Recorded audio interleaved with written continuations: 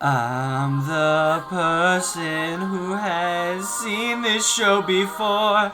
I'm a person who's never watched an anime. HiroBabble, we are HiroBabble. HiroBabble, we are HiroBabble. Hey, hello and welcome back to the HiroBabble podcast. I'm your host, Michael. And I'm Spencer. And...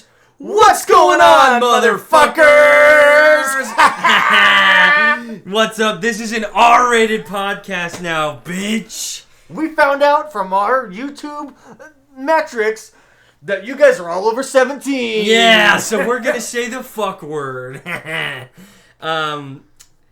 Anyways, welcome back to Neon Genesis Evangelion. Welcome back, folks. We're getting closer and closer to the end, Fernie. Yeah, and I will say, I realize we said last episode, get ready for next week, because the train's not stopping, and then I stopped the train. New jobs, I tell you, they do be sucking the energy out of you like some LCL fluid, am I right, brother? Oh, you're right, brother. It's like they don't even care that you host a award-winning podcast. Yeah, we have at least 2 awards and a good review on Apple Podcasts, which... Worst anime podcast of 2020. 5 stars. And then second worst anime podcast from a different award company. By Crunchyroll. They're just Yeah. like, fuck you guys. But, yeah, that being said, though, what better way to get right back into it than basically have an episode of the podcast that covers 21 and 22 that is all about exposition in the same way that episodes 21 and 22... maybe not 22, but 21 is basically exposition, the episode. You want to do both episodes in this podcast? I thought that's what we were doing. No, that's fine. I'm down. I'm down for that. It'll be a bit, or it'll be a lot, but That's I mean, right. I think at the end of the day, it's what the people want. That's right. That being said, snapshot thoughts. What did you think of episode 21? I didn't expect an origin story in episode 21. A little throwback.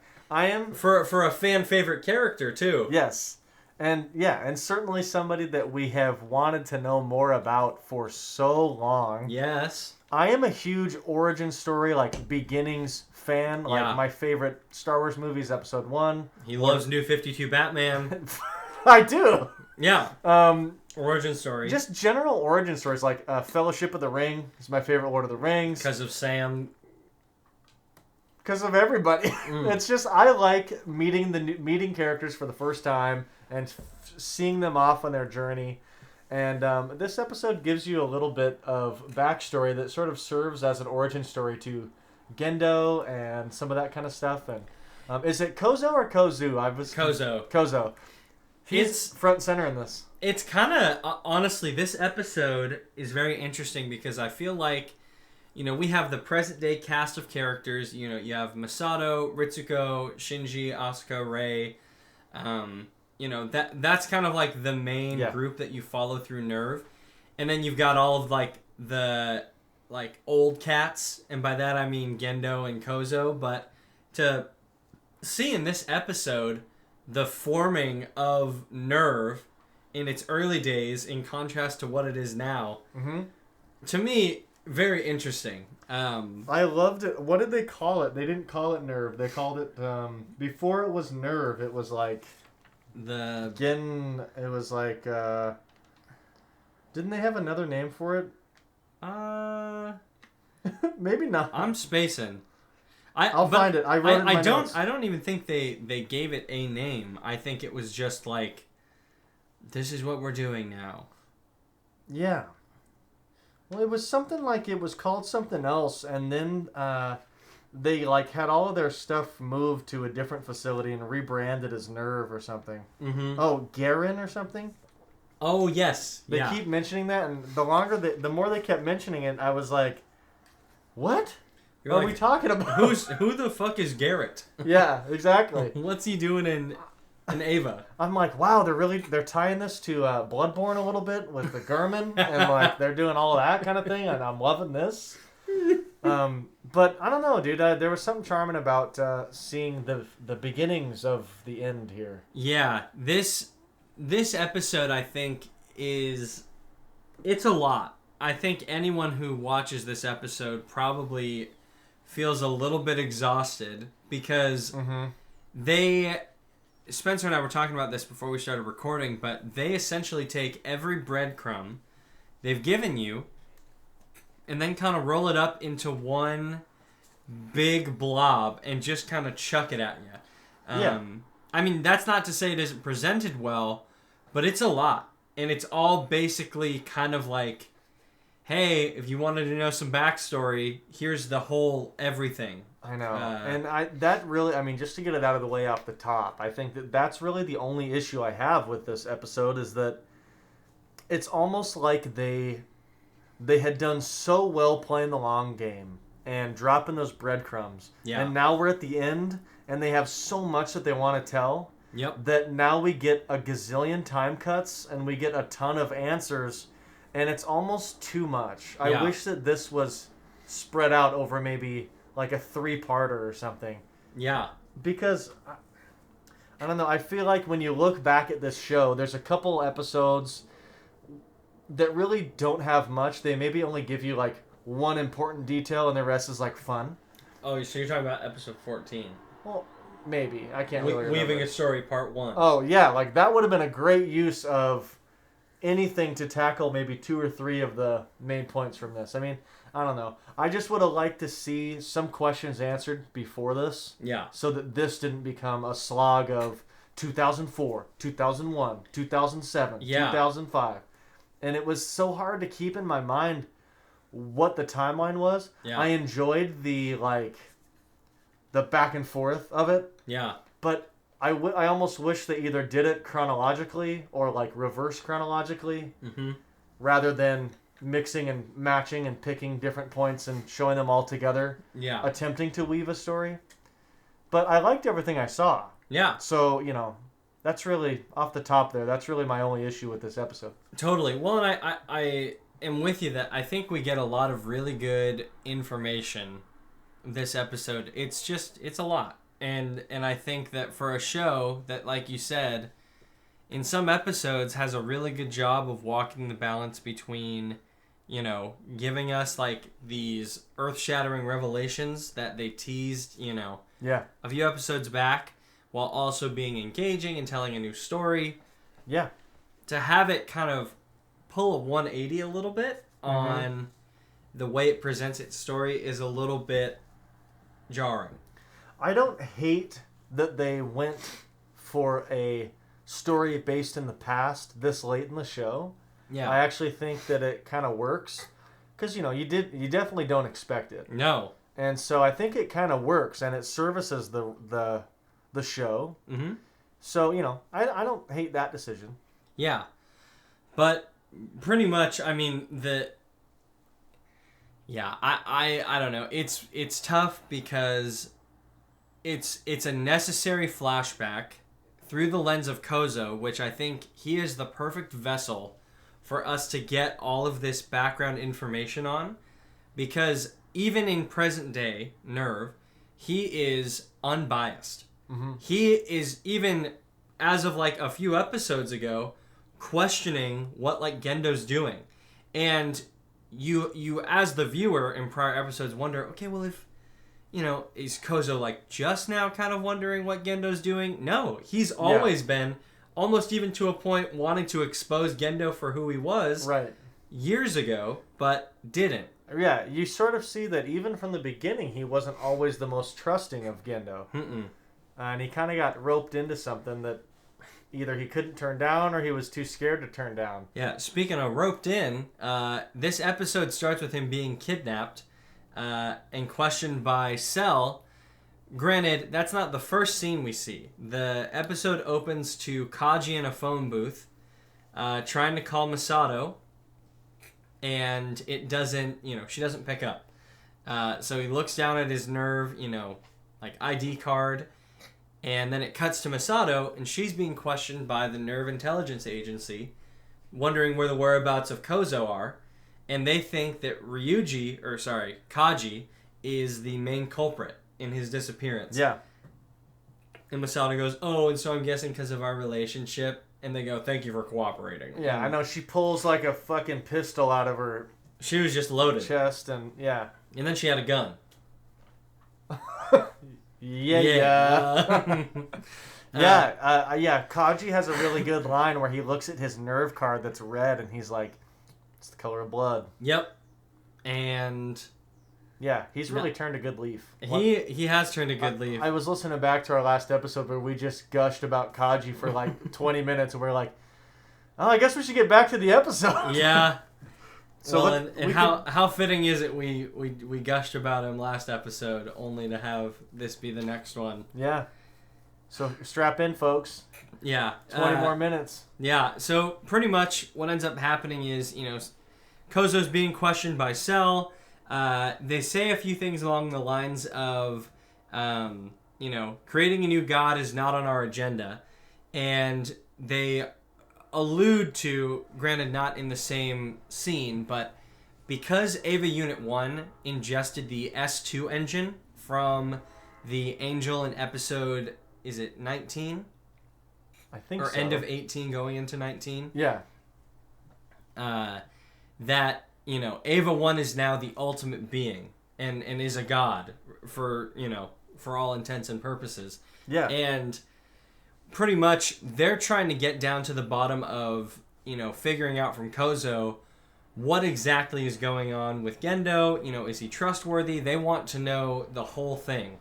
And that then leads into this big flashback scene of kind of from Kozo's, perspective, how the whole band got together. Right.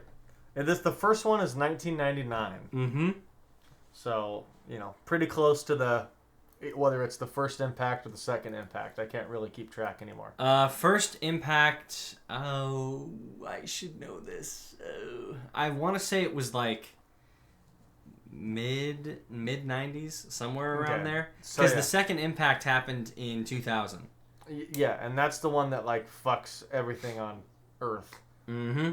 They do this episode also opens with like a little vignette of a bunch of old footage.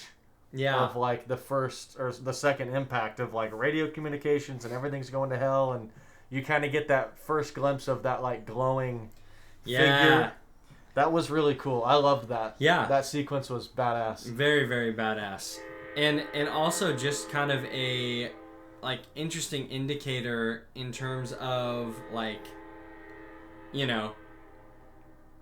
what it had to have been like to experience that, in person. Yeah. Whether it be just from like, footage and whatnot, but I think that overall it was I don't know, just kind of a cool little way to kick things off. Yeah, well, you get introduced to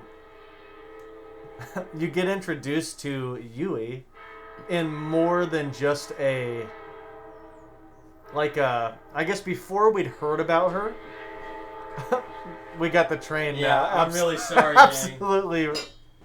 Gang. God, you'd think one horn would be enough, right? To let anyone know. We're gonna go for 16. Yep.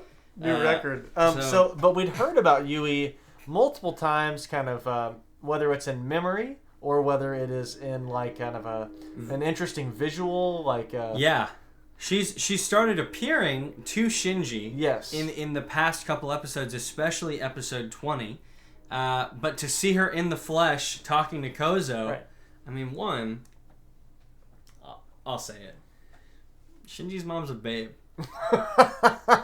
I know it. You know it. Shinji definitely didn't get as good looks from Gendo. No, God no. Even young, Gendo looks old. And one thing they pull immediately is the whole her last name is Akari. Yeah. That really tripped me up because I mean the show does it brilliantly where they the first thing he mentions is that there's the student Akari that has this fantastic report that he needs to read. Yeah. And you're immediately like, okay, so this is Gendo. Yep. And then when you see it's Yui, it's honestly a good bait and switch. Yeah. Well, and what's funny too is, Kozo at the time I think is a professor. Yes, Professor Fuyutsuki. Yeah, I think is his last name. Yeah, Kozo Fuyutsuki. But he's reading this paper and he goes, "Wow, I have like some questions, but this is really interesting stuff." do you want to go into like private research? Do you want to, pursue something else? And she goes, well, there may be a third option. Yeah. I want to have a family and a child someday. Right. And Kozo's kind of like, what? Because that's just a very, like, he's viewing it from a perspective of, wow, she's a really brilliant mind. Obviously, I was supposed to take a look at this, but to have that be a readily available option, he doesn't, like, question, oh, you want to have kids, huh? You want to have a family? Yeah. But I think he's more so a little bit perplexed that is, kind of at the same level of aspiration for a young mind like herself. Sure. Yeah, she wants that, and she's willing to throw away the research that she's done and the and all of that stuff. Yeah. For kids with a spouse that she has not met yet. Yeah. She's not even started her journey to be on the way to a family. Oh yeah. But she knows that if that happens, she might consider that over her research. I thought that was really interesting too. Yeah. Well, and so from there. It then I think cuts from Kozo talking with Yui to back to Cell, and then that's when they're like the ultimate being. Eva 1 ate the S2 engine, but then it goes back to the past again, and it shows I think it's like 1999 where. Kozo is somehow roped into getting Gendo out of jail. Yeah, he's what do they say? He's being taken into Kozo's custody. Yeah, because he got in a bar fight. Yeah. With either some others or someone. Right. Yeah, he says, Gendo has a line here that's really interesting where he says, I'm not very good at getting people's affection. I don't even think he says that in my dub. I think what he says is, because Kozo's like, I don't need an assistant or I don't need to be working with anyone that gets in bar fights. I wrote both down. Oh, really? Okay. So in my version, he says, I'm not very good at getting people's affection. Okay. And in your version, he says, being liked makes me uncomfortable. I'm far more used to being an outcast. Yeah. And then followed by that, and he goes, well, plus I wasn't even able to get a word in before they jumped me. Yeah, I know. Oh, shit. I mean, right off the bat, we're seeing similarities, I think, between him and Shinji, which I thought was interesting. Yeah. Because Shinji is also a little bit uncomfortable around people. And he's definitely uncomfortable with being liked, and yet that's something that he craves. He desperately wants. Yeah. Yeah. He wants to be liked, and maybe he isn't uncomfortable with it, but it's a foreign feeling to him. Yeah, it's definitely new. Yeah. So, yeah, that's a really good catch. It's a distinct parallel between father and son. It cuts between little scenes between Kozo and Gendo, and then Kozo and Yui. Never the two of them together. It's always one or the other. Yeah, not until like the very end. Yeah. Does it finally happen? But pretty much from that little banter between Kozo and Gendo, then cuts to Kozo and Yui, and they're talking, walking through. Yeah. And in my dub, it's such a weird line, but Yui goes, I've been dating Gendo Rokaban for a while, or I've been dating Gendo a lot. and Kozo's like, okay. I know. Gendo? And she's like, yeah, I just feel like nobody really gets him except for me. And Kozo goes, okay, well, good for you guys, I guess, but, yeah. Oh. Kozo has a line in that conversation, like that he says out loud, where he says, it's almost like they cut from something from Cell, where he's saying something, but they have the dialogue. Oh, imposed on that. New one, and he says, "This is back when the country had seasons." I think it was autumn or something. Yeah, he said, it was autumn or something like that. But that is something that we haven't really seen, because we've seen a lot of Tokyo 3, which is kind of this gorgeous place that they've created, and kind of where Japan and the world has essentially healed itself a little bit. Yeah. Where, he kind of hints at a time that we'll see later where the world has sort of become a wasteland and the temperatures are crazy and everything's melting and... Yeah. Well, it's funny you mention that, because goes right to it because it goes to the year 2000. Yeah. And he goes, that was when the second impact happened. And then it goes to 2001, and he goes, the first year after the second impact was really difficult. And he's like, I would prefer not to talk about it. Yeah, so Kozo's got like some sort of unlicensed medical practice that he's running to help people that are dealing with issues in the second impact in that scene, right? Oh, really? Yeah, did you not pick up on that that's what he's doing? No. He's essentially playing doctor because he has the knowledge, but he doesn't have the license. But there's a lot of people that can't afford doctors. Oh. So, wait. At least that was really clear in my dialogue. Wait. That's why he doesn't talk about the first year after the second impact? No, sorry. In that first year after the second impact. That's what he's doing. Oh, okay. Wait, does he say that after it cuts from 2001 to 2002? I wrote that under 2001. Because in my dub, he basically, or maybe it was when it cuts to 2001. Because he goes, the year 2000 was when the second impact happened. Yeah. And the first year of the new millennium, I'd much rather not talk about. And then it cuts to 2001. Well, how they do it is they have somebody, it might even be Gendo, go to meet him. Mm-hmm. And they tell him, like, well, you can either come with me to either Antarctica or whatever. Yeah. Or you can keep running your unlicensed medical practice here.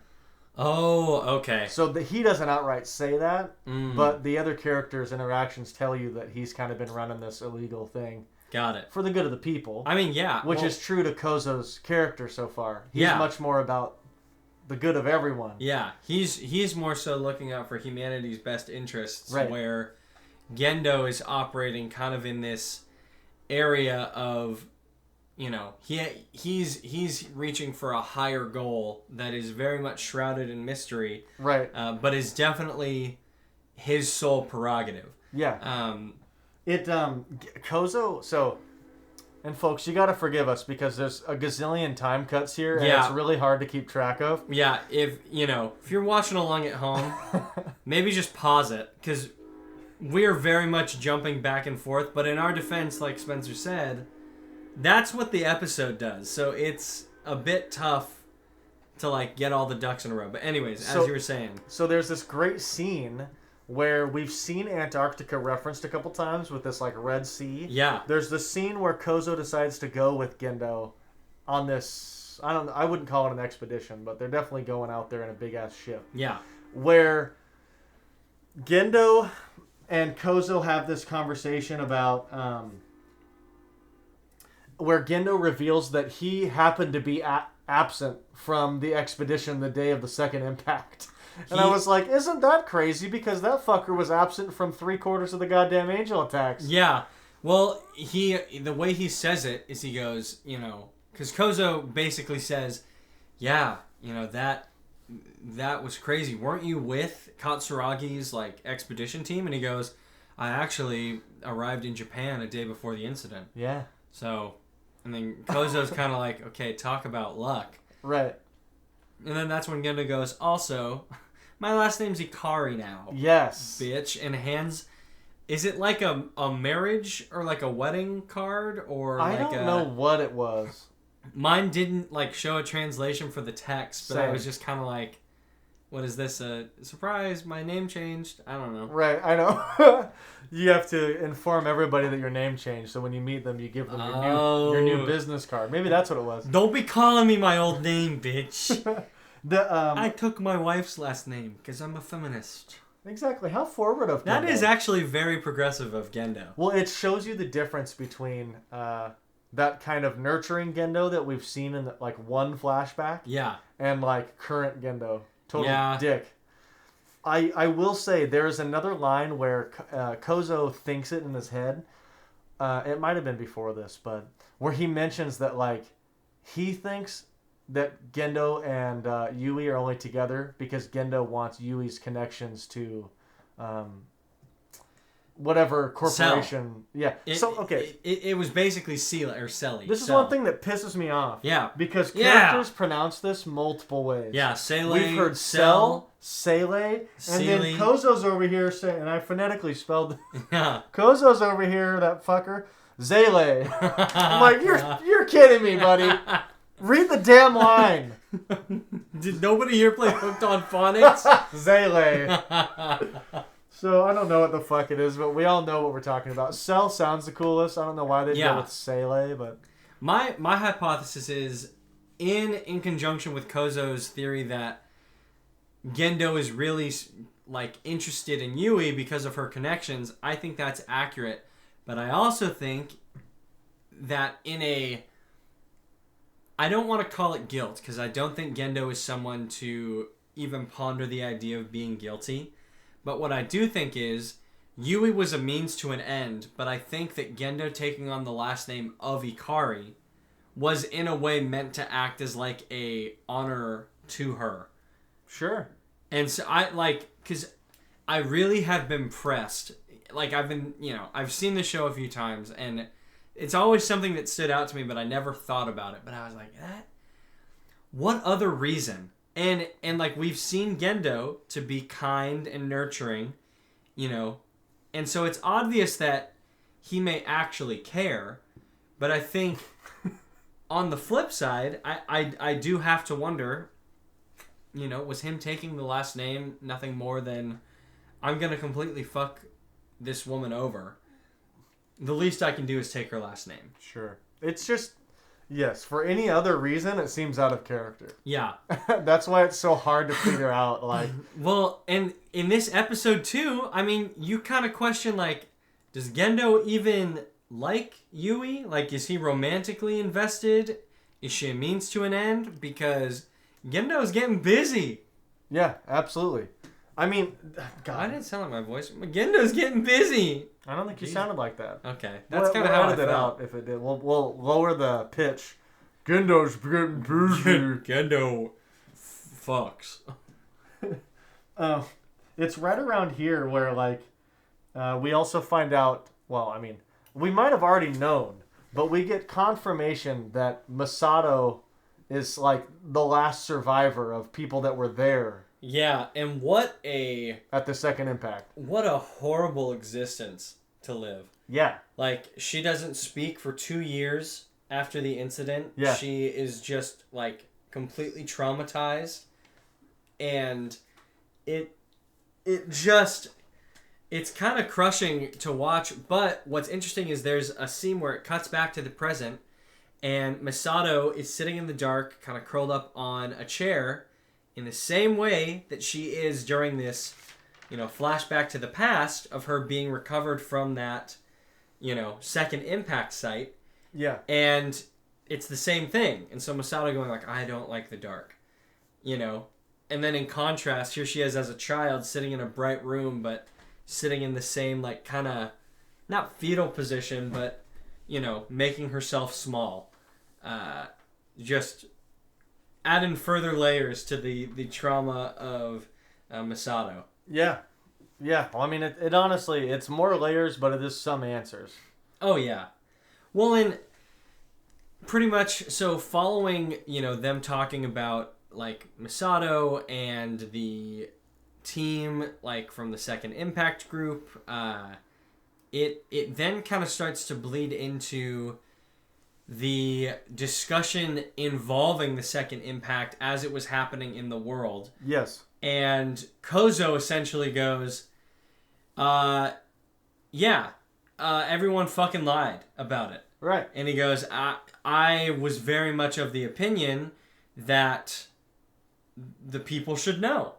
And, here I am, like, kind of living this lie, but in reality, like, we knew what happened, which is, what leads him to then confront Gendo about it, because he's really finally pieced it together that this wasn't happenstance, this wasn't, a miracle, this wasn't, luck of the draw, but that Gendo has been involved in this orchestration of everything from the beginning. Yes. And in very, like, classic confrontation fashion, Kozo had a briefcase, and he's like, "What's up? I notice for someone working as a lab tech, or like, you know, as someone who's a scientist, your finances seem to be doing really well." Yeah. And also, kind of interesting that you flew back the day before the second impact, and yet you backed up all of the records and everything leading up to that point, and they were intact when you arrived. Right. And Gendo's like, okay, and? Like, Yeah. we needed it. And he's like taunting Kozo. He's like, yeah, you know, you should really like be an economics professor. You know, you're really good with finances. Yeah. I know.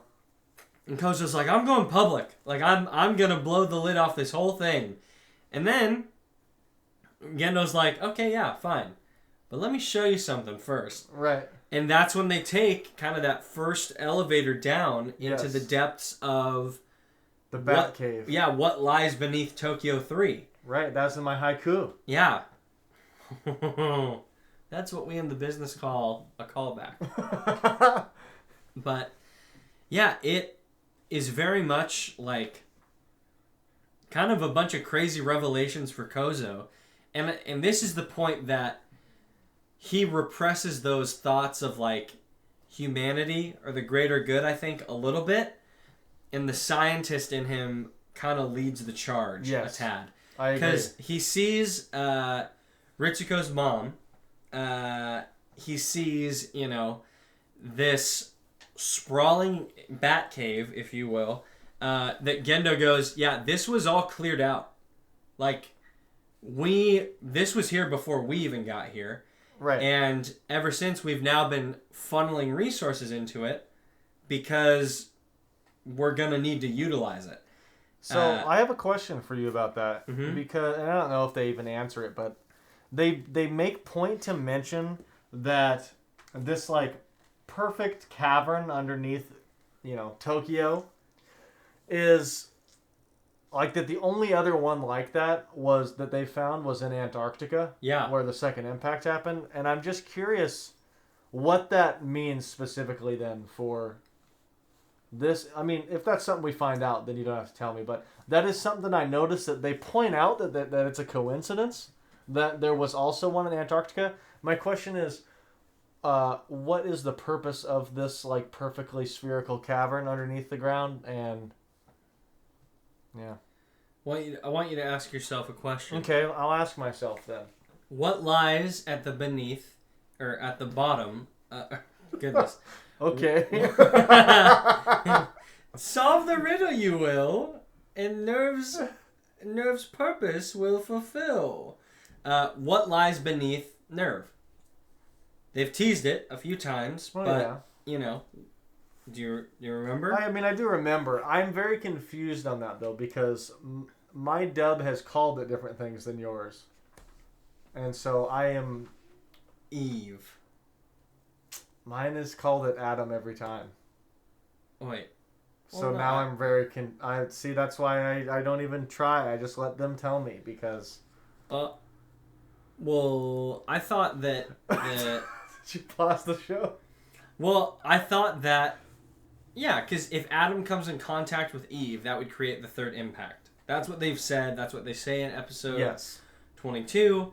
So at the bottom is Eve, and I thought the angels were objects of Adam. And that's why... But I thought, didn't Kaji give Gendo Adam?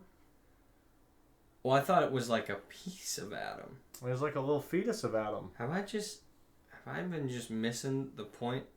No. Once again, I have no idea.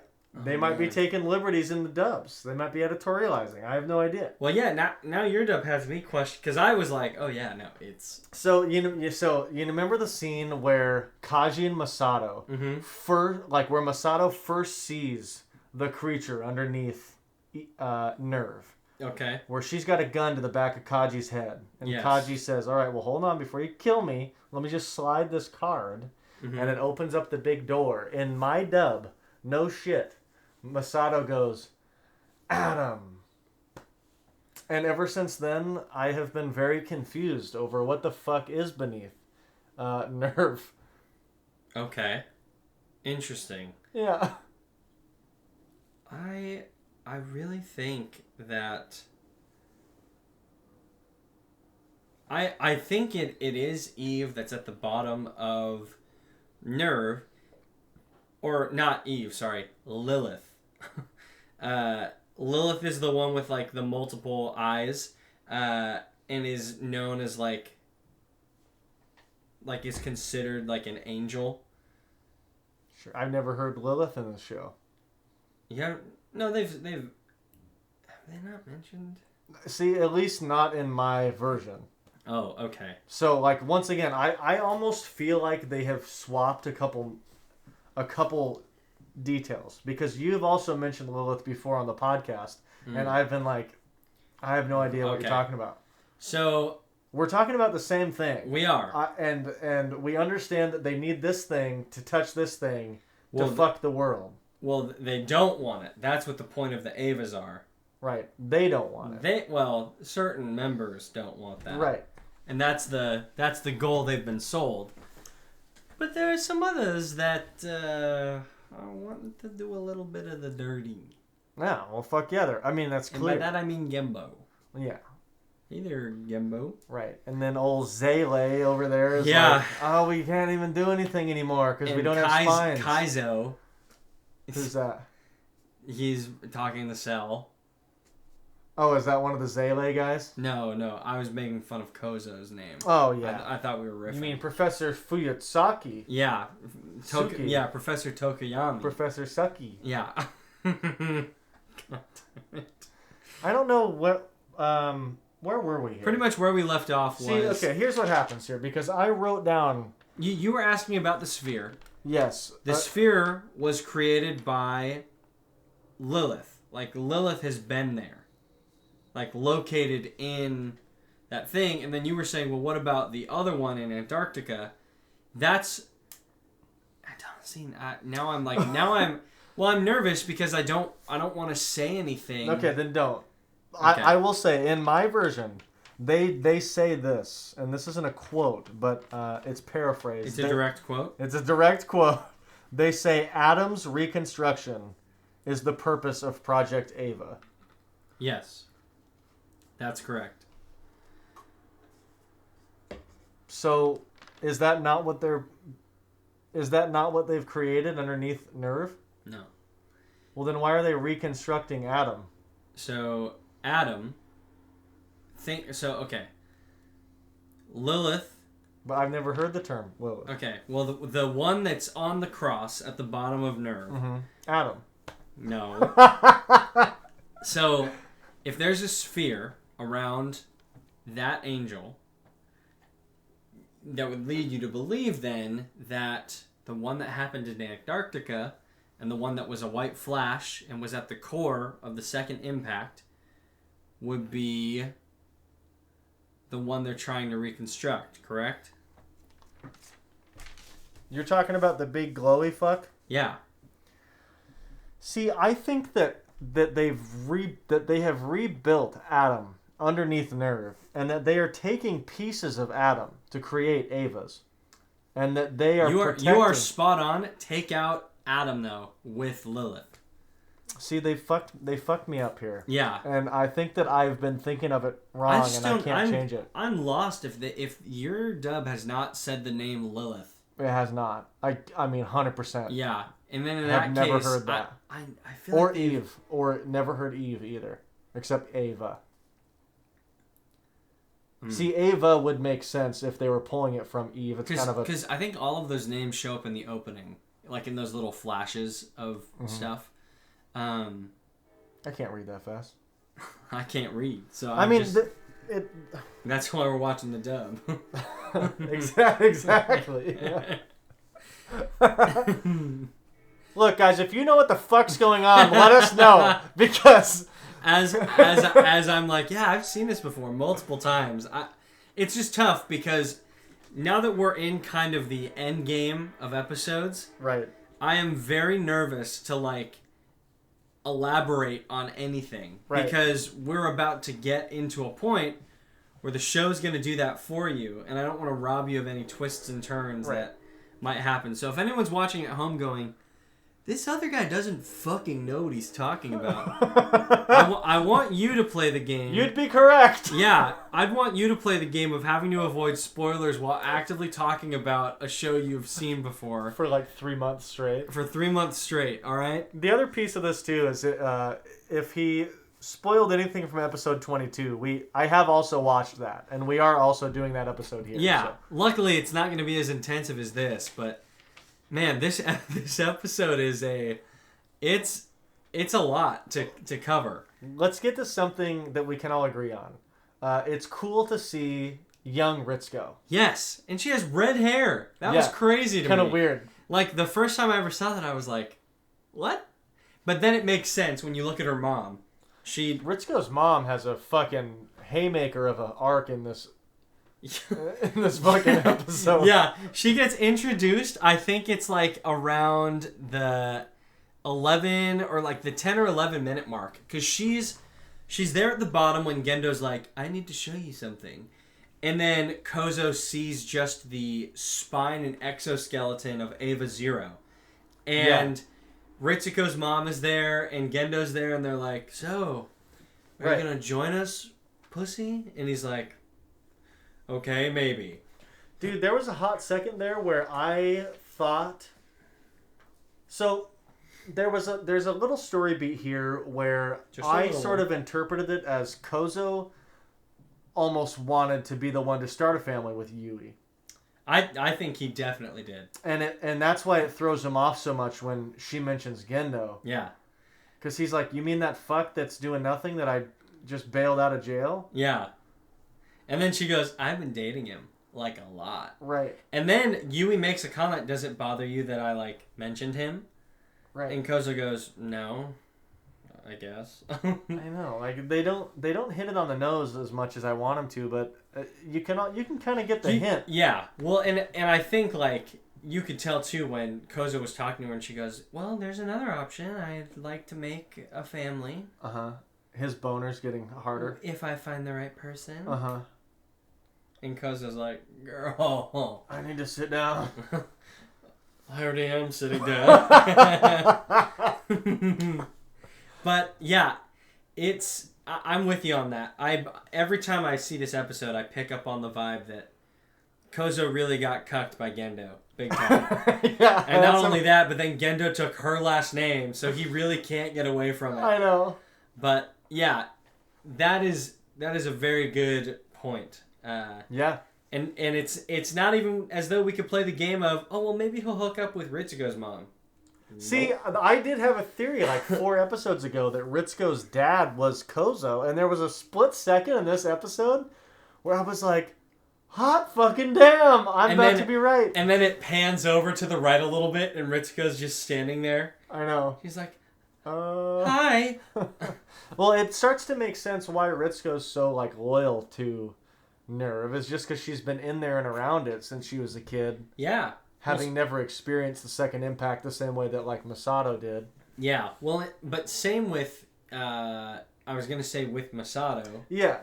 But there's more trauma there. Yeah. I think Masato's a little bit less trusting. Well, I think Masato's pure directive and prerogative is to get revenge. Sure. I mean, like, just a few episodes ago, she was like, I fucking hate my dad. Like, he is a piece of shit. Yeah. However, in his last act, he saved my life. And so that's why I hate the angels, and that's why I want to get revenge. Well, yeah. Whereas Ritsuko's like, my mom made the Magi, and they're named Shadrach, Meshach, and Abednego. And they're in charge of turning the lights green to red. So, fuck you. Call me stoplight. Yeah, and there's, you know, they live very different lives, and as such, we're impacted by this world-altering event in very different ways. It's actually kind of fun to see Ritsuko and Masato's friendship grow. Meet Those letters that Ritsuko writes to her mom. I think that's the next part. 2005. It is. It's like the journals between Ritsuko and her mom. Yeah, and basically Ritsuko starts her first letter. She's like, I met Misato today. She talks a lot. You'd think for someone that didn't talk for 2 years, she was making up for lost time. And I just got a kick out of that. Yeah. But it was just kind of, interesting to hear like Ritsuko's first impression, but then her mom writes back and kind of says something along the lines of, Dear Ritsuko, I'm sorry I'm working so much, but I'm a woman and I'm making the magi. And, kind of like, is it in that letter where she goes, the three names are like... Yes, she talks about, that it's the mother in me and the woman and the mom scientist. Yes, and the mom scientist. Yes, the hybrid, if you will. All of us are mama. Mama. They start this like little thing where Ritsuko, like where the mom hints at the fact that like Ritsuko doesn't really like men, like that she's not trusting of men. Yeah. And then the next one is, I think Ritsuko's letter is talking about Misato and Kaji. Yeah. And she's like, her new boyfriend is so dumb. He's lazy and I don't like him. Right. I don't know what Misato sees in him. She should break up. Exactly. Or like, they should break up. And then Ritsuko's mom is like, I don't even really remember what she says. I mean, who cares? This is really less of a like important dialogue scene, in my opinion, and more of just like it's nice to see. Yeah. Because it's something that we'd never gotten any closure on. Is Ritsuko's mom in person is just cool to see any of it all. Oh, totally. And really, her arc outside of this is pretty baller. So. Baller is... If I had that sentence to do over again, I might redo it in a different way. Baller is a word, you could say. In a different context. Yeah. Well, I will say it is kind of sad, though, that you see kind of this stenciled picture of Misato, Kaji, and Ritsuko as they were all in college. Yeah. Because... At least for me, I don't know if it's the same for you, I immediately contrast that with kind of where they're at now. And it very much to me is like, wow, things are going to get rough. Yeah. Especially for middleman Kaji. Yikes.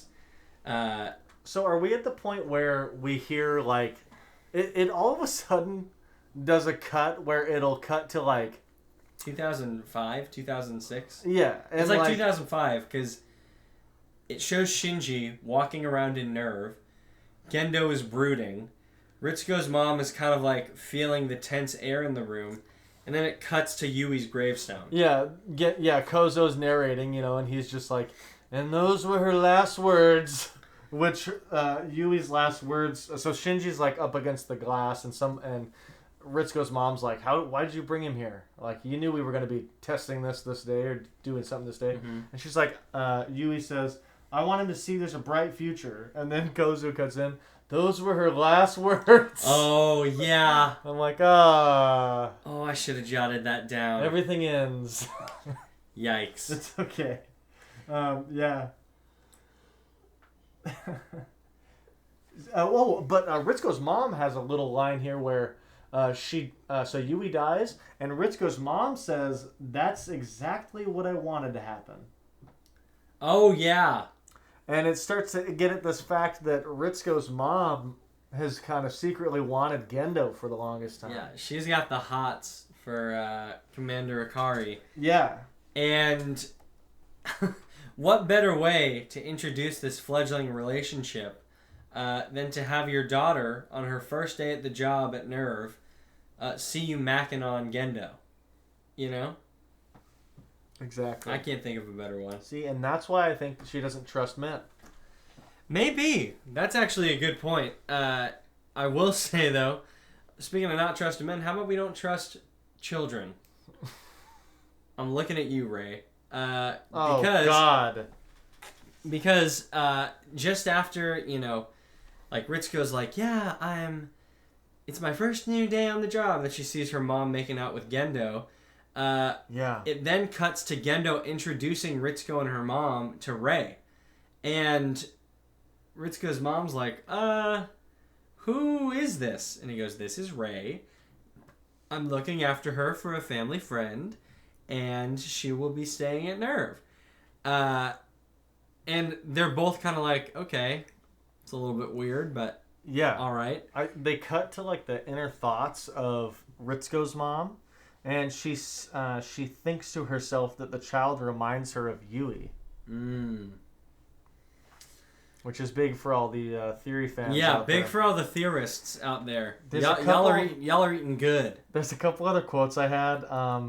There's one where Kozo says that Akari was a changed man after that day, after Yui dies. Yeah. And then there's also one where they're talking about the Human Instrumentality Project and how that starts. And the quote that I wrote down was, "The path that leads to divinity."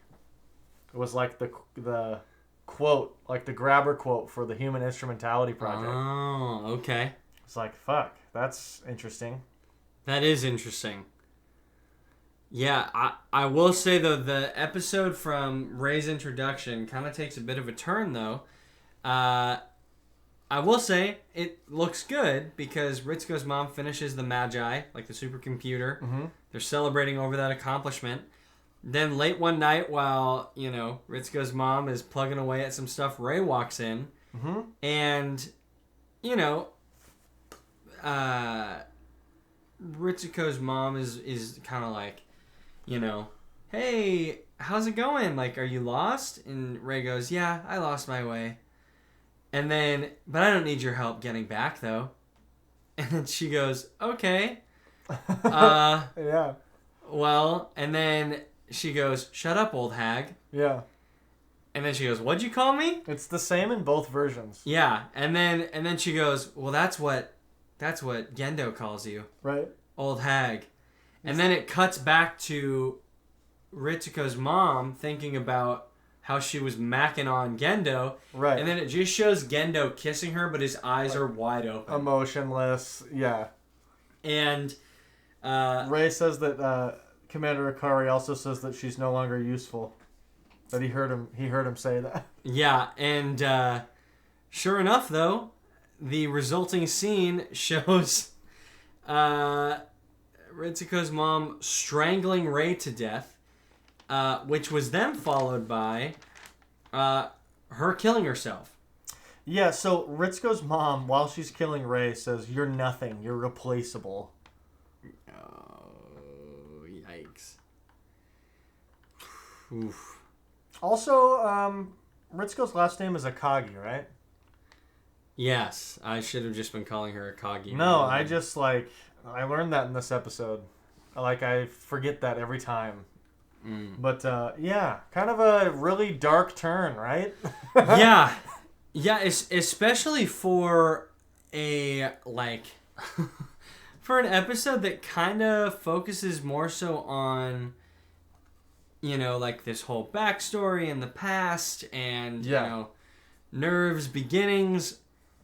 Really, I will say, is instrumental, though, in showing that, Nerv was not this happy-go-lucky, fun, right, just team getting together to help save the world. Right. It's messy. There's been blood in the water for a long time, man. Yeah, long before it was Shinji, Asuka, Misato's problem to rectify it. Right. Well, it's just such an interesting choice because they literally, right before this scene happens with Rei, stumbling on Ritsuko's mom and killing her and then her killing herself, it's it's like Ritsuko telling her mom, yeah, Misato's over in the German branch and, well, her and Kaji broke up long distance, and then it just, cuts to this scene of a brutal murder, suicide. Yeah. And it's like, oh, wow.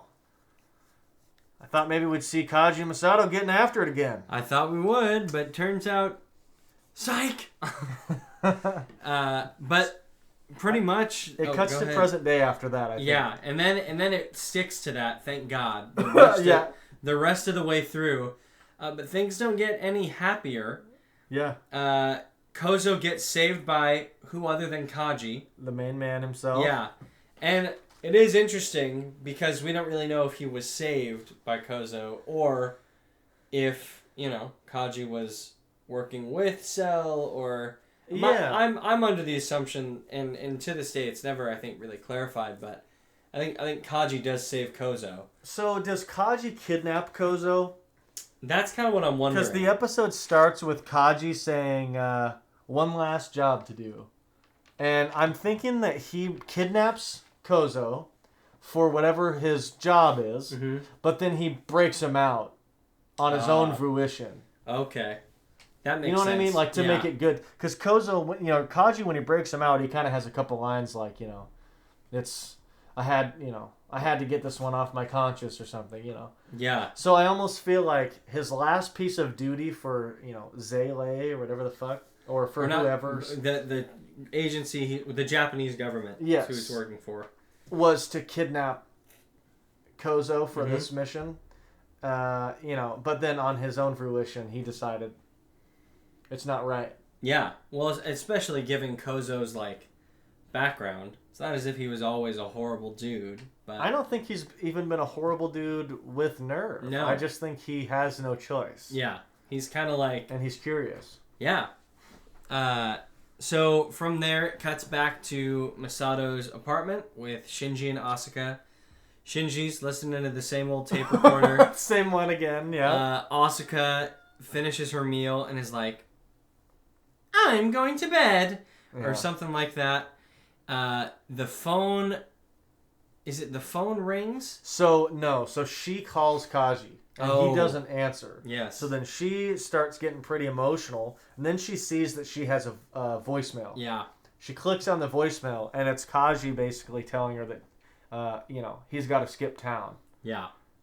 And that if they ever see each other again, that this doesn't have to be goodbye. Yeah. But it probably is. Yeah. But if they do see each other again, he'll tell her what he's always wanted to tell her. Yeah. What he should have said 8 years ago. Yes. But then he goes, and another thing, I have this melon patch and these flowers. Shinji knows where it is. Yeah. If you could water it for me, that'd be great. And then Masato just breaks down. Yes. Because she basically knows he's done. Like, he's... Right. If he's not dead yet, he will be. I agree. And she is so emotionally fucked up because I think it took everything she had to get herself to get sort of back with Kaji. Yeah. To resurface and cover all the bullshit from before. Mm-hmm. And get past that. Well, while also navigating her own trauma. In tandem with kind of discovering everything is a lie, so to speak. Yes. She's been in a scenario where she kind of has to confront this idea that, I need someone like Kaji because he keeps me grounded. She clearly trusts him. Yeah. And I think that while things are decent with her and Ritsuko, I don't know that she trusts Ritsuko with work stuff anymore. No. And so I think she loses that person her age that she can have as a confidant. With the amount of back and forth they have, I think their friendship is external outside of work. It's still there, but inside of work, I know. They're dead to each other. Yeah.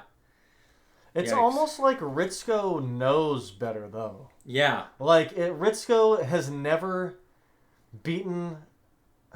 It's every time they have those exchanges, Masato says her piece, and Ritsuko gets slapped, and Ritsuko's just kind of like, yeah, I probably deserve that one. Yeah. I likely had it coming. Yeah. So. It's like she knows she's in too deep. She knows it's kind of wrong, but she doesn't really give a fuck. So wrong it feels right. And then what is this little beat at the very end where Shinji runs away or some shit? No, I don't think he so much runs away. He sees Masato breaking down, and rather than go to comfort her, he just puts his headphones in and takes a step back. Meaning that we're kind of now at a point where I think Shinji mentally, I wouldn't say has reset, but is very much at a point where the guy kind of just had his whole psyche turned inside out and then back again. And so yeah. I think he's got a lot to process. Sure. And I just think he's kind of the opinion that, I can't be there for Masato. I know. Well, it's just like things are falling apart because like I feel like a few episodes ago, Shinji would have been all over this opportunity. Jumped in to see what was up. Yeah. But that's good character growth. Yeah. So speaking of character growth, I think, not saying we'll fly through it, but this episode is a lot more straightforward, cut and dry. Well, maybe not cut and dry, but this next episode, I've been teasing it in past conversations about Asuka, but all of the last couple instances of her being prominently featured have culminated now into what I like to call Asuka's reckoning. Yeah, that's a good way to put it. In the sense, reckoning, kind of in a karmic sense. I'm not going to sit here and say she's deserving of it, but I think that the outward persona she portrays is now crashing in on itself. Yeah, I mean, it's almost like, other than maybe her first introduction, we've known that she's more fragile than her exterior might say. Oh, yeah. But this was a very fragile ego. Yes. But this episode was very much not a shock, but almost hard to watch. Yeah. Well, especially because, you know, she would lash out and like kind of throw around like these very derogatory comments towards Rei and Shinji, but it kept kind of amping up more and more. Right. Bordering on hostile. And this episode you really see in particular kind of just like you see it all come to a head. It not kind of, you do see it come to a head. Yeah. The episode opens up with a flashback. It shows Asuka as a child. There's some dubbed German in there. Yeah, it's like pre-episode 8, Asuka and Kaji. Yeah. And it shows Asuka basically at her mom's funeral. And they're talking about like, oh, the pilot and, the Ava child, or, they're throwing around the classic, like, the child that'll pilot the Ava, stuff like that. Yes. They're talking about like Rei and Shinji pre her meeting them. Yeah, and so, which is fun. She gets, swooped up by Kaji after her mom's passing. And then it cuts back to present day, where Masato is talking with Glasses Man. And if I remember right, they're kind of just rehashing, like, stuff about Nerv, right? Yeah. Like, do you have any quotes? I didn't think there were anything... Well, I mean, like, there is, like, a couple... There's a lot in this episode that is weird. There's like in that intro scene with Kaji and Asuka, there's like that whole thing where she keeps hitting on him, and of course Kaji, not being the total creep. Yeah, Kaji goes like, you're still a child. Yeah, like I like you, Asuka, and you're great, but like you got a bright future, but like I am an adult and you are literally a kid. And she sort of has this freak out where she's like, no, I'm an adult, and she kind of like rips her shirt open. Yeah. Well, and it's very interesting because Asuka, even before this episode, has given off this notion that she feels as though she is like, I'm not a kid, I'm an adult, I'm mature, like I don't need to depend on anybody, like I can make my own decisions. And this episode kind of answers where a lot of that comes from. Yeah. It's very sad where it comes from. Yes. And without getting ahead of ourselves, pretty much after that opening scene where Kaji takes what a lot of Minecraft YouTubers have decided not to do and avoids being a pedophile.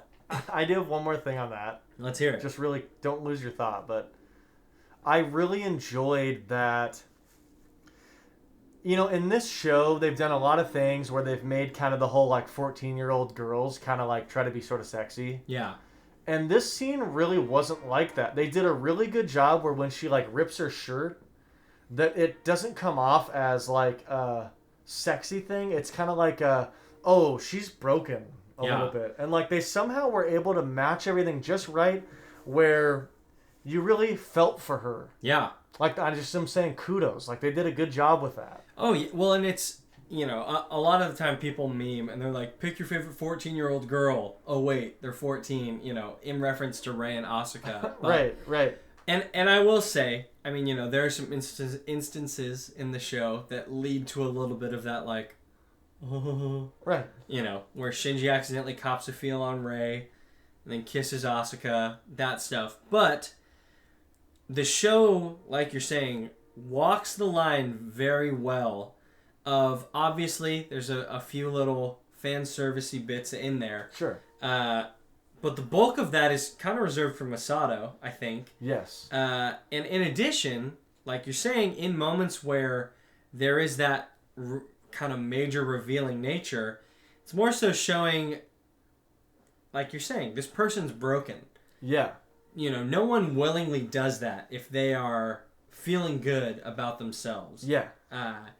And by extension, Kaji's response to, like, you know, her advances on him and stuff like that, I think show that he had a very, very, like, in sync understanding of how she was, like, kind of carrying herself and the lashing out she would do to, like, manifest how she felt. Yeah. But didn't, like, belittle her, was more so just, like, laying it out matter-of-factly. Yeah. Which, yeah. I liked it. Very well done. And, again, shouts out Kaji. Yeah. Well, they start kind of talking about, like we start learning that Asuka's mom has some mental health issues. Oh. And they start kind of keying us into the downfall of Asuka's mom and how that's affected Asuka and the whole weird, complicated, intertwined thing of her growing up. Yeah. So after this opening scene, for the first time in a long time, and Masato makes note of it, Asuka, Shinji, and her are all, like, together.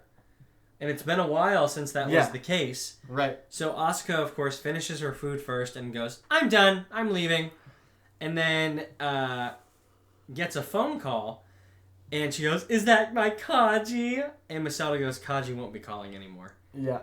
And Asuka goes, aw. And then answers, but then starts speaking in German to her contact, you know, I think probably at, like, Nerv in Germany or whoever. Right.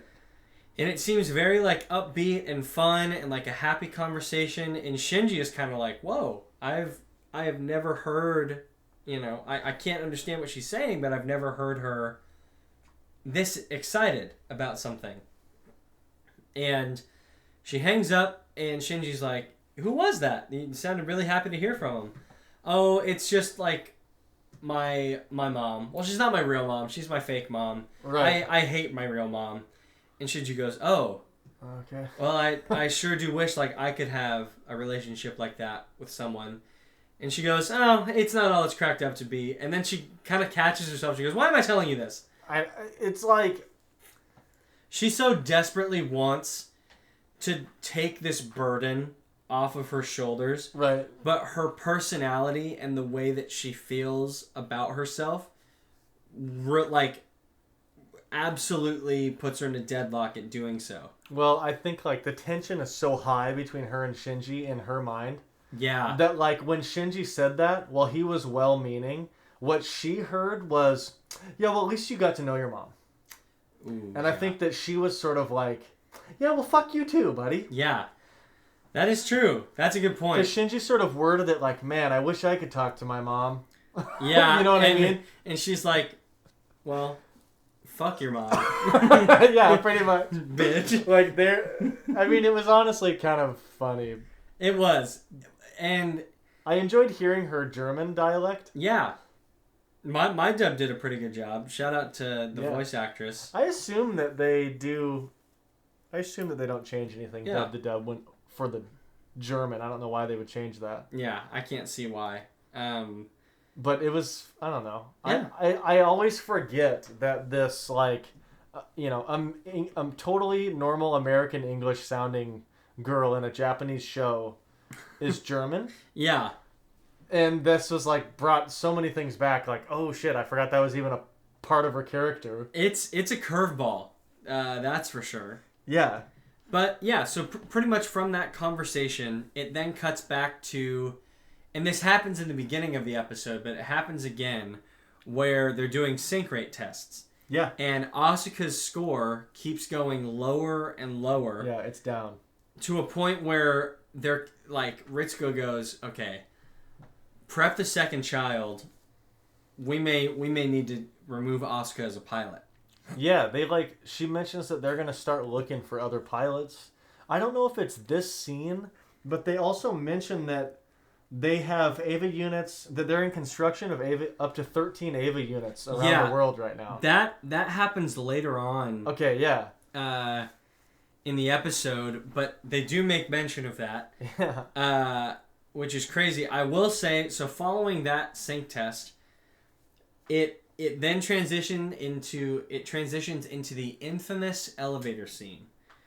This scene is highly contested, highly debated, because it is 1 minute and 5 seconds of no dialogue. It is a still frame with obviously ADR sound, stage stuff in the background. But it is just Rei and Asuka standing there. Obviously, after that minute passes, things heat up quite a bit. Right. But I personally really like the scene. Yeah. I mean, you can cut the tension with a knife. Yes. It's earned. Some of the stuff that this show does where they do like certain characters repeating the same things over and over again, I'm not really on board with. Yeah. But this was really earned. Mm-hmm. Like, the tension was incredible. And then, of course, they have to end it with, like, these parting shots that just becomes an absolute firecracker. And yeah. It was good. Yeah, I love the elevator scene, and I think it's exactly like you say. It's earned, and you know full well, like, it's not good that the two of them are entering into an elevator together because Asuka hates Rei. You know that Rei really is kind of indifferent to the world around her, but is also not afraid of saying what's on her mind, as we saw with Ritsuko's mom. Yeah. So it's, yeah, you spend this first minute kind of going like, all right, what's gonna happen? Because you know something's gonna. Well, Rei has challenged Asuka a couple times, and Rei keeps quiet most of the time. Yeah. But she has challenged her, and I think intimidated Asuka a few times. And in this scene, what really stood out to me is Asuka slaps Rei and calls her a doll. Yeah. There's like this dialogue between the two that what really pisses Asuka off is that Rei just does what she's told. Yeah. She doesn't think for herself, and she doesn't give a fuck. Because Asuka really, she lets everything get to her. Yep. So she's the opposite. Asuka's like, what? I'm not running point on this mission? Like, what? Shinji got to be the hero? Yep. She gets the credit. She has higher sync rate. And, everything bothers her. Mm-hmm. Nothing bothers Rei, for the most part, except Asuka, it seems like. Yeah. And so you just had this fire brewing, and the doll thing references something from the beginning that I also wrote down where, this show starts off with a couple quick, past, present, past, present. Yeah, and we didn't really dive into the past part. There's not too much of note other than that Asuka's mom has some mental health issues and that.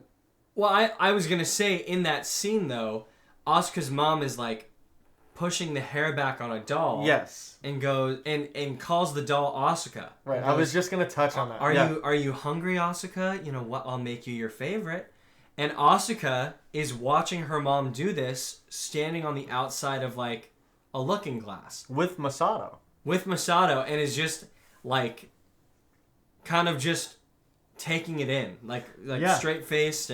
But anyways, continue. Masato has a line in that exact scene that you just set up where she says, humans make dolls in their image. Yep. Maybe we are just dolls to gods. Mm-hmm. That is I'm really glad you wrote that down. Yeah. Anything that's divine, I think it makes a lot of sense now in the show. Did you write that one down? It looks like you're searching for something. Adding up. Harvest the engine of our own. No, I guess I didn't write anything down. I've got another Masato quote here. Go for it. This one's not very good. Mm-hmm.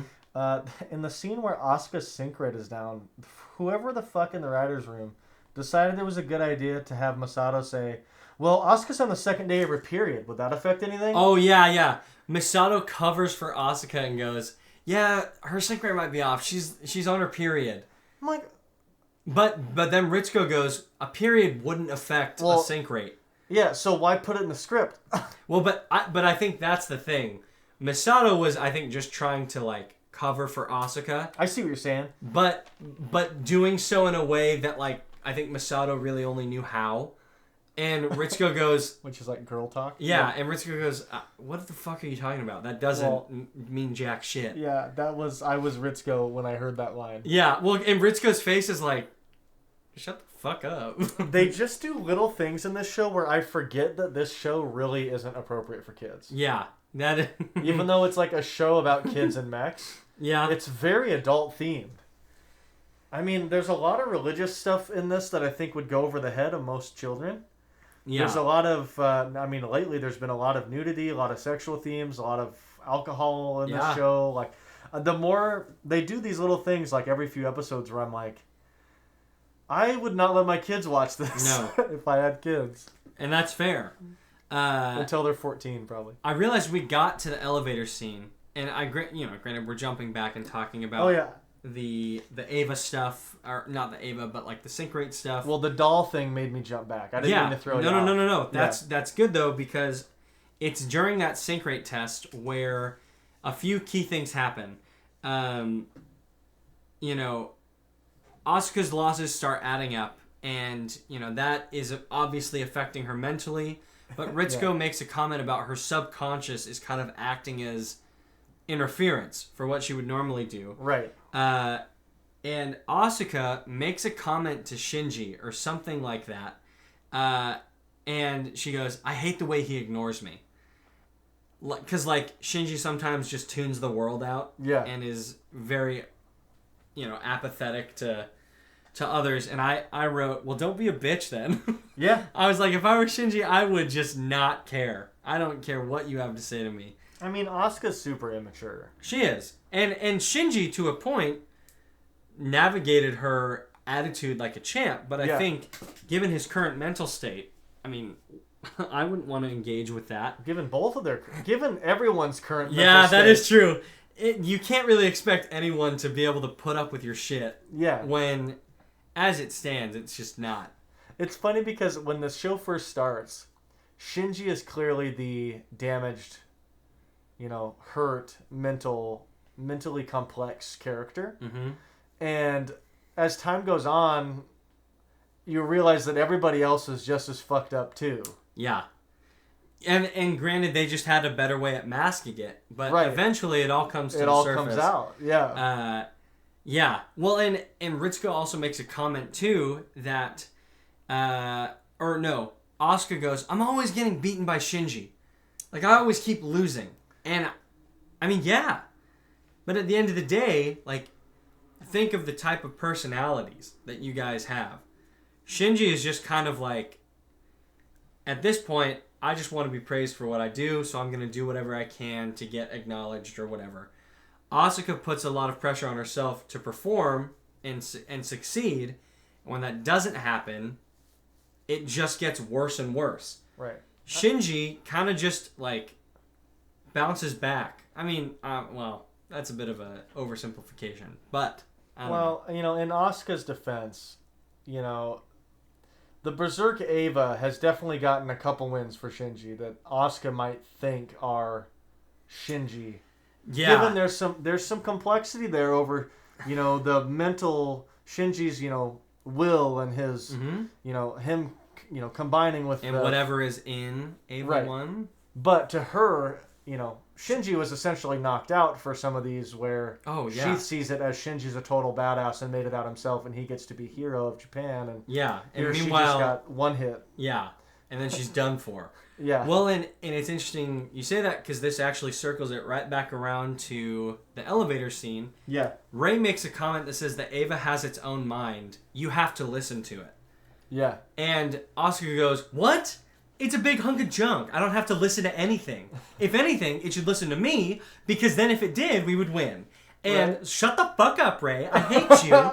You dumb bitch. And then that's when she goes, you're a doll. You do what everyone says. You don't listen. And then Ray goes, I'm not a doll. Right. And Asuka goes, yes, you are. You don't fight back. You don't do anything. And then it just results in Asuka hitting her with a, across the face. Right. And Ray just kind of takes it. And, like, the end of the elevator scene is Asuka yelling at her after slapping her and is, like, going on, and then the door just closes. And, like, Ray's cheek is red. And then, end scene. Right. But it was just kind of, like, to go back to the doll allegory, that gets elaborated on here pretty soon. Yeah. But Ray, I mean, for all intents and purposes, is less of a... I don't know. I don't feel like she's a doll. Maybe, well, actually... She's not a doll. She's not somebody's plaything. She can think for herself. I think that she just... Because we've seen growth with her a little bit.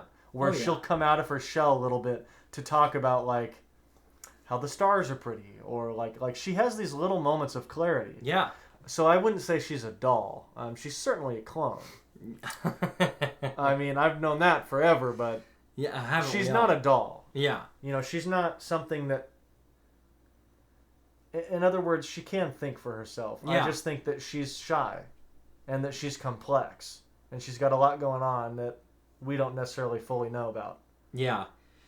The follow-up to that elevator scene cuts to the classroom of, like, Shinji, Asuka, Rei, and it's like empty. And granted, I think Rei was gone. Well, I don't know if it's like during a break time or if they're like just at lunch or whatever, but it was just Kensuke and the class rep.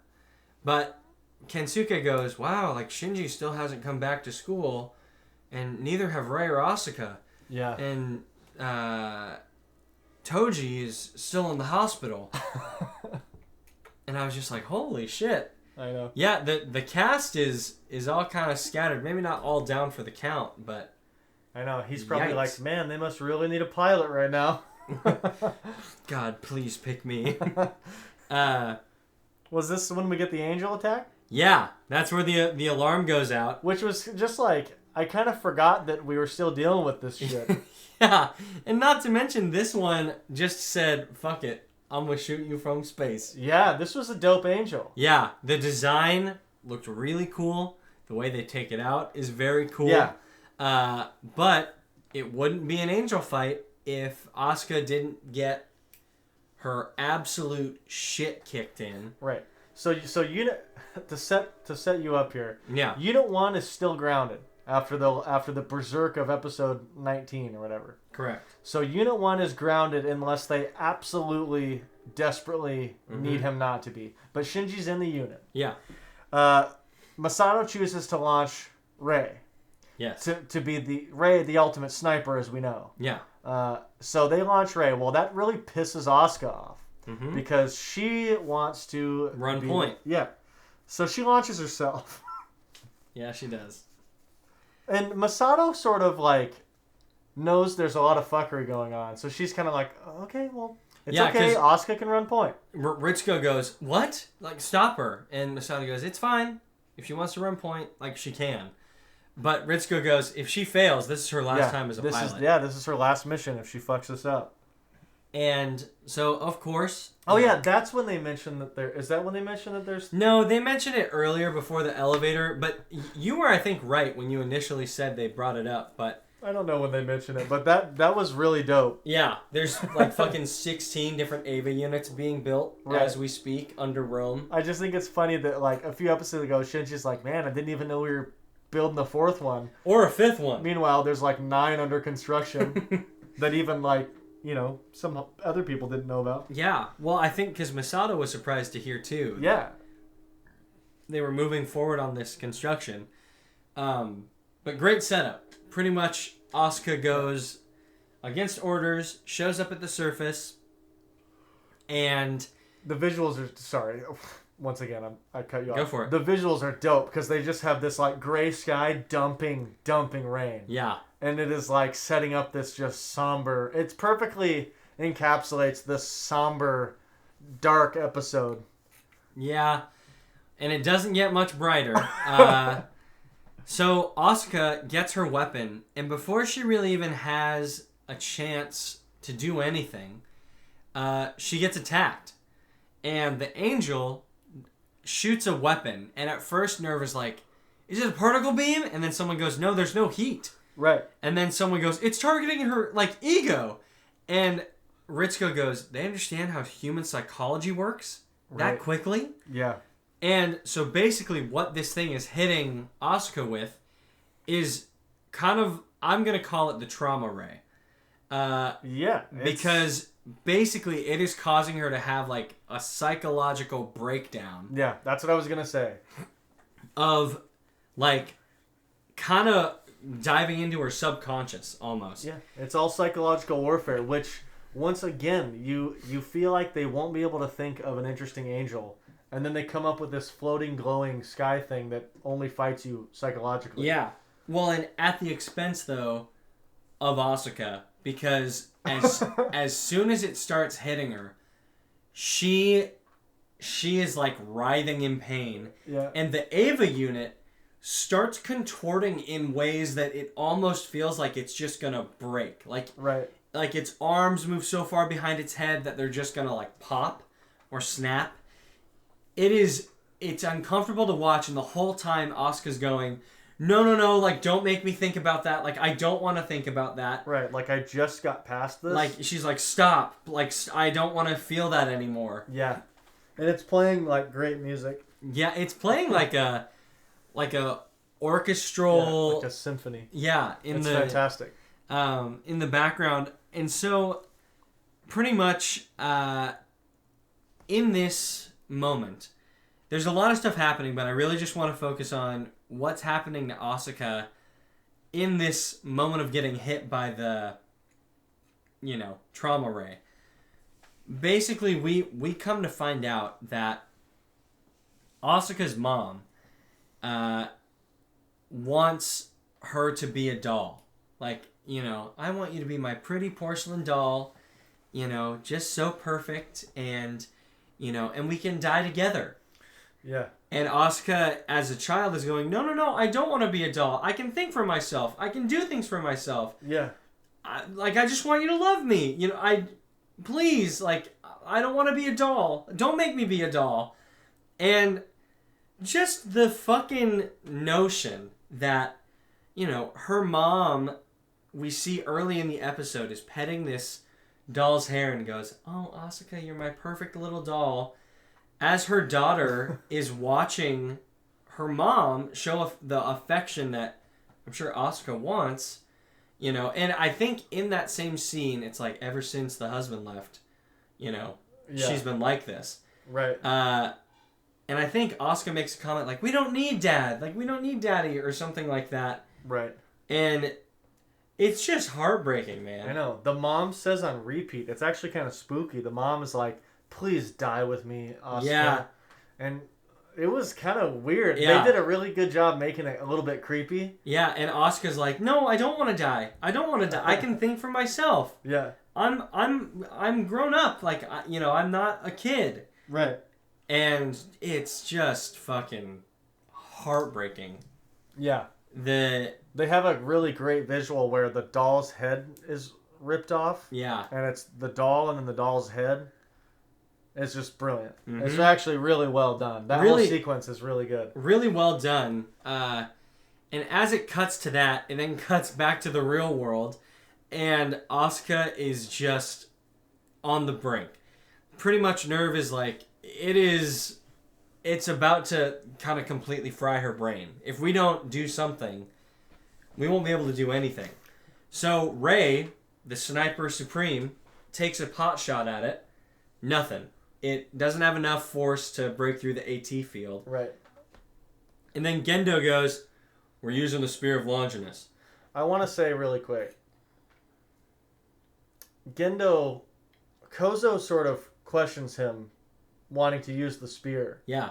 And he must have once again gotten a different script than everybody because he says, Longinus? And I'm like, how the fuck do you pronounce everything different than everybody else? Maybe he's foreign. Longinus? I'm like, no! Longina? You're adding an N in there that's never been there. It was to me. Yeah, apparently, buddy. It's there to me. But yeah, he asks, Gendo, like, are you sure? Like, if we use the spear, like, we can't, we need that. Like, we can't get it back. We might not be able to get it back, yeah. And Gendo goes, we have to do it. And meanwhile, Shinji is like, fucking put me in, coach. I'll go. And Gendo is absolutely like, no. We're not doing it. And so we're going to use the spear because that is a better option than sending Shinji in there. Yeah. And sure enough, Rei gets lowered down. Yeah, javelin. Fucking picks it up and has like the form of an Olympian. Yeah. And just shucks the thing. And it is so cool watching that fucker fly, and it just tears through the angel like it's paper. Its only resistance was getting through that AT field or whatever. And even then, it just flew right through. Yeah. Just amazing. And then you watch the spear kind of like fly away a little bit, and then it ends. We killed the angel, yeah. And then I think it's like Asuka is in quarantine, because of the exposure. And then is it Shinji that walks up behind her and is like, "Hey, are you okay?" I think a couple things happen. Masato, while Asuka's still in the mech, Masato asks her if she's okay. Yeah. And she's like, basically like, fuck no, I'm not okay. Yeah. And then I think Shinji is like, hey, but, at least we killed the angel and, we all made it out. You made it out safe, and you made it okay or whatever. Yeah. And she's like, no, I'm not okay. And in mine, she says, I wish I died. Yes. I wish that I had died rather than be saved by her. I hate all of you to death. Yeah. Pretty epic. In my dub, she goes, don't you know I'd rather have died? Yeah. And I was just like, oh, fuck. I know. Christ. The last scene, though, I think in this episode is Kozo asking the guy with glasses in Nerv, do we have any idea where the spear is? And he goes, yeah, it's kind of just floating in orbit right now. And we have no way to get it. Yeah. Kozo goes, great. Great. Just what I thought. Just didn't... Fuck. The one thing I didn't want to have happen was lose Longinus. And now I've lost the Longina. Exactly. Latiginus, Longinus. Latitude, Longinus. Nice. Thank you. So, that about sums it up. Now we need some scores. We need some max episode. Jeez. You talk for so long and you start losing your voice. Here's my score for episode 21. Let's hear it. There's a lot of things I didn't love about this episode. Okay. I felt like it was a little bit overloaded.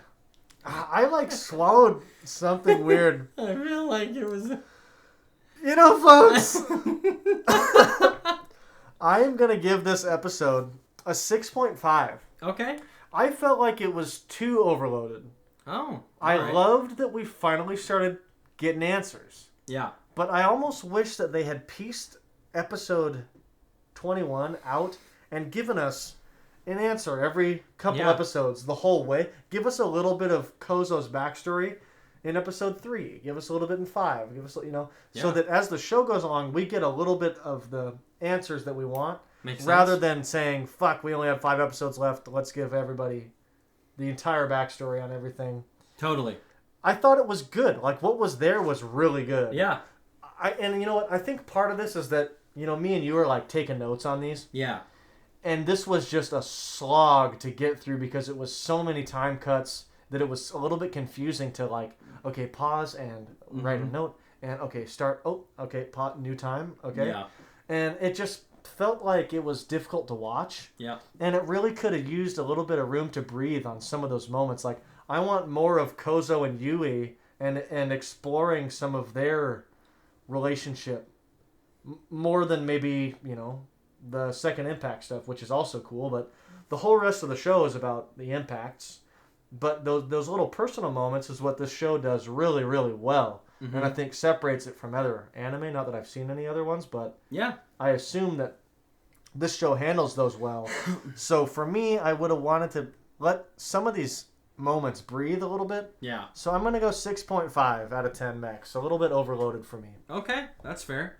I would probably give episode 21 a 7.5. Yeah. And granted, I'm kind of coming at it from the opposite side. I've seen this episode a few times, but like, even then, I still find myself picking up on, not like new things, but this episode really, I think, is good at setting the stage for what's to come. And I understand that since it's your first time seeing it, that's a new perspective. Not that score is bad or anything, but that's just my perspective on it. I certainly think that viewing it for the first time in a situation where I am trying to take notes and comprehend what's happening made it less enjoyable than it would have been if, say, I was just watching it for fun. Totally. So, keep that in mind. Yeah. For episode 22, I gave this one a 7.5. Okay. I like this episode better than episode 21. Even though we still got a lot of backstory. Yeah. It was focused on one character, and so it was easier to track the past and the present. Yeah. Whereas, the last one, they gave us backstory on Gendo, Yui, Kozo, Shinji, Masato, everybody and their mom. Yeah. Like, literally. Literally. And this one got to just focus on Asuka, and I think it was well crafted. Yeah. Some of the best visuals, like I mentioned, that just gray, overcast, pouring down rain. Well, and when that beam hits Asuka, it creates like a rainbow. Yes. Which is a very crazy, like, image, but the contrast to what's going on in the scene is also very good. Dude, this was well animated. This was really good. Absolutely. No, I agree with that. I'd probably give it an 8. I think just because purely because the elevator scene, not purely. The episode's great, but the elevator scene, you summed it up better than I think I ever could. It's earned. Yeah. But I also think that this show does a good job at showing backstory, but contrasting it to present day. More so, I think, present day than any, like, background stuff. Yeah. Because you're basically watching Asuka unravel a little bit. Right. And I think that is just very interesting. No, I agree. The doll setup and follow through in this episode is really well done. Totally. And while it's hard to say that this wasn't earned for Asuka because they had been laying the seeds of her self-doubt the whole time.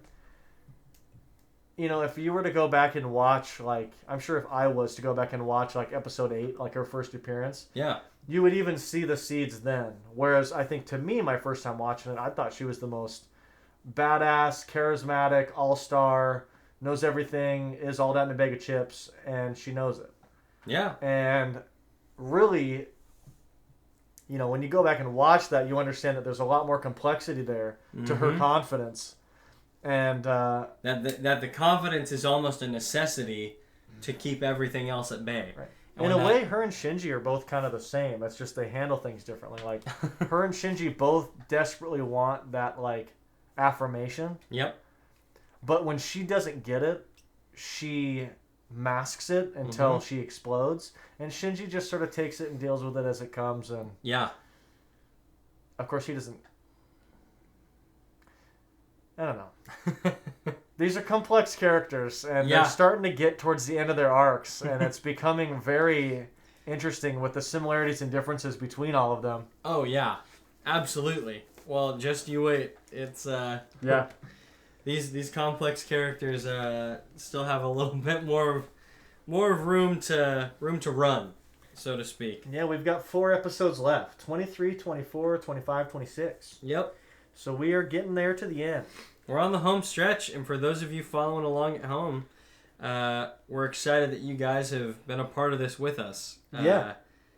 Because Holy moly. What a what a first series to kick off, a anime introduction Yeah. with. But I think it's for the best, and I've really liked getting to talk to you about this show.